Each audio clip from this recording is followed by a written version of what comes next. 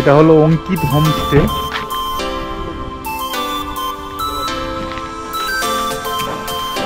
এসো এদিকে, এসো এসো। এই দেখো দূরে চা বাগান।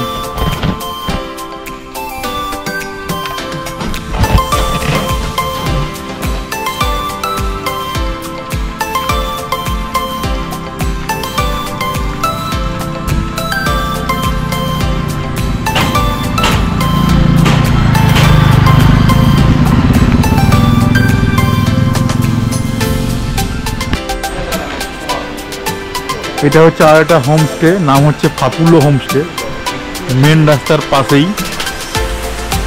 বাট এখান থেকে নদীটা দূরে আছে।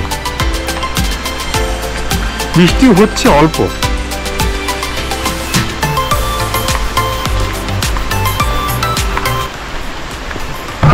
এই যে আমরা এখন তিনজন হাঁটতে হাঁটতে এগোচ্ছি।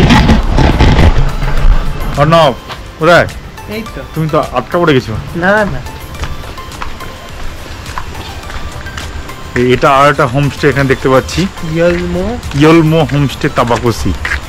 দেখে নিচ্ছি ইয়লমো হোমস্টে। হ্যাঁ, ইয়লমো হোমস্টে তাবাকোসি। এটাও মেন রাস্তার ওপরে। এখন না, পরে পরে।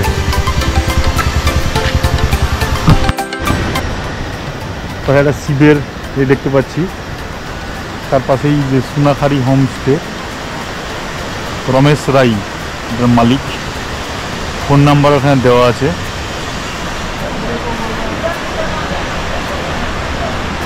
এরপর আমরা যাচ্ছি ওই যে ব্রিজটার দিকে, ওই নদীর উপর যে ব্রিজটা, রংটং নদী, যেখানে আমরা স্নান করেছিলাম লাঞ্চের আগে, জাস্ট চেক ইনের পরেই।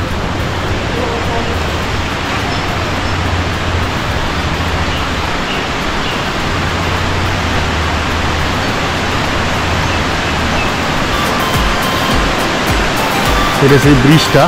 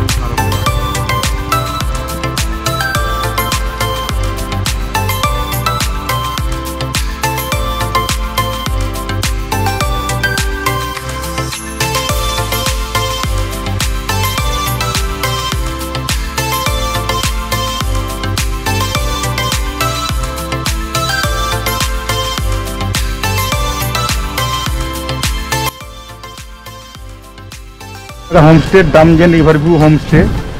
স্ক্রিনেই আপনারা দেখতে পাচ্ছেন ফোন নাম্বারটা। এটাও নদীর কাছে, এটা ব্রিজের পূর্ব পাড়ে, আমরা ছিলাম ব্রিজের পশ্চিম পাড়ে। এই সামনে চা বাগান, পাহাড়ের হিল টপে। তো সামনে একটা হোমস্টে মনে হচ্ছে ওটা মোস্ট হোমস্টে। এটা একটা অর্গানিক ফার্ম স্টে। এখন কাজ চলছে, খানিকটা কাজ হয়েছে। আশা করি ভেতরে সব অর্গ্যানিক জিনিসপত্র পাওয়া যাবে।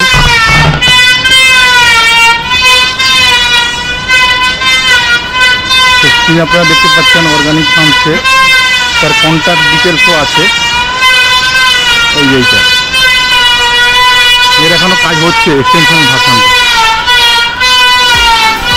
গ্রামের রাস্তা, আমরা টাবাগুলো মেন জায়গা থেকে একটু এগিয়ে এসেছি আর অর্ধেকের দিকে। গ্রামের লোকেরা হানাহাটি করতে দেখা যাচ্ছে। লোকের বাড়ি